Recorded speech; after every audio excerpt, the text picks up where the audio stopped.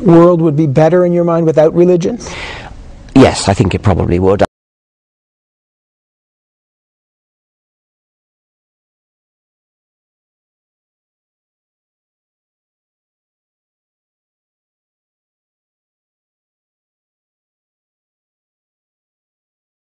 I mean, I think it is certainly true that there have been some good things, like Martin Luther King was probably inspired by religion, for example. Not probably, he was. Well, okay, I mean, he was just as much inspired by Gandhi, who was of a very different religion, if any at all. So I think that it would probably be better to say that the movements like the movement for feminism, the movement for black emancipation, the movement to abolish slavery, the movement to to abolish cruelty to animals and things, these have all been mainly secular, cultural, evolutionary events, and church people have been prominent in some of them, as it happens.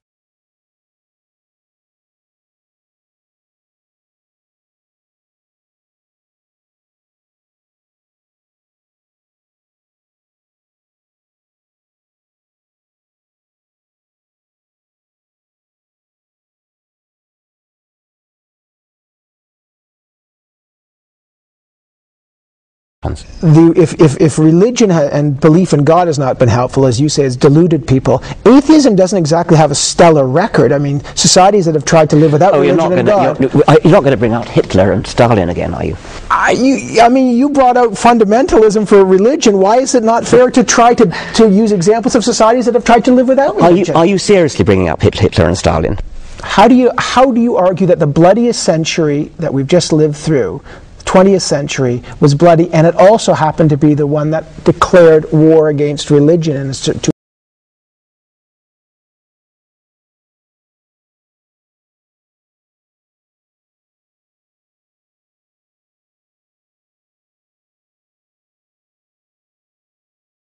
a certain degree? Look, this is so easy. Hitler and Stalin happened to, well, Stalin was an atheist, Hitler wasn't, but it doesn't matter that Hitler was Catholic.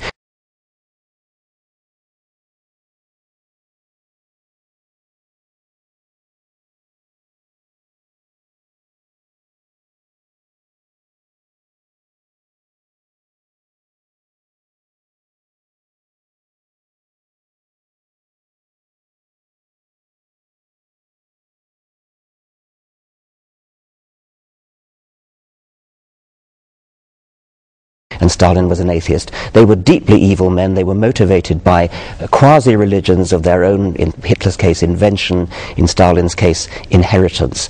These men were deeply evil. They were motivated by deeply evil quasi-religions, cultural religion substitutes.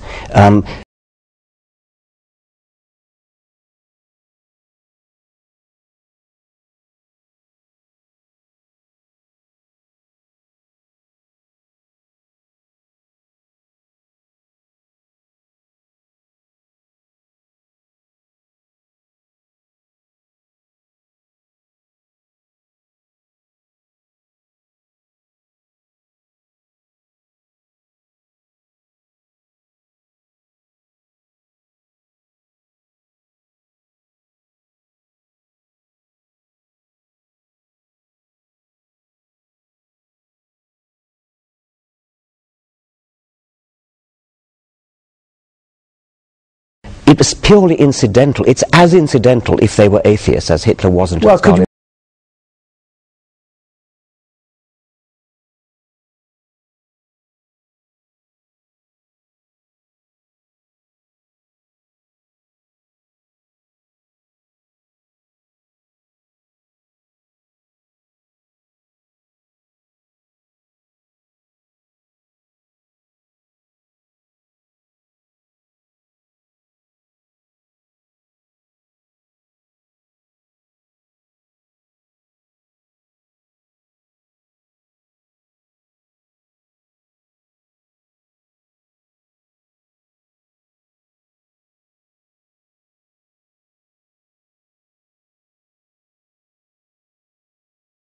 We say the same thing about the 9/11 hijackers. It was incidental that they were religion? You could not. It was not incidental, because it was religion that motivated them all the way. It was religion that gave them the courage to do it. It was religion. I mean, you know perfectly well what the last words of those hijackers were. Right.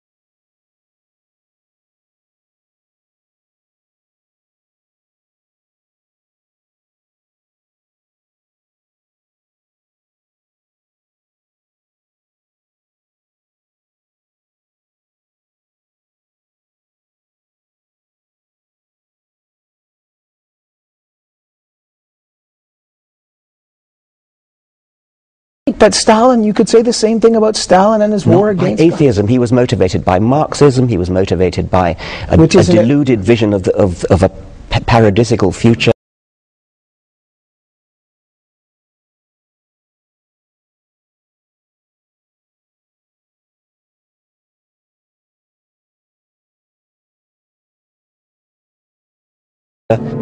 Richard Dawkins is confident that Darwin's theory of evolution explains everything, making God irrelevant.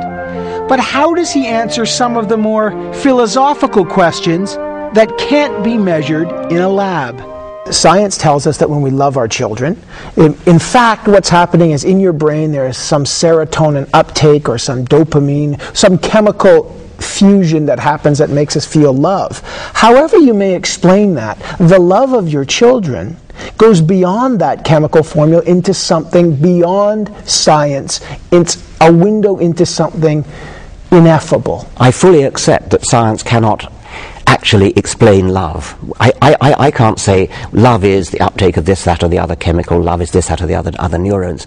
But it is entirely believable that although we cannot explain it, we cannot explain the details, nevertheless, there is nothing beyond that. But you've done nothing by calling it ineffable and transcendent. You're just using words. You're not getting anywhere by doing that. I'm not getting anywhere either, but I'm admitting it.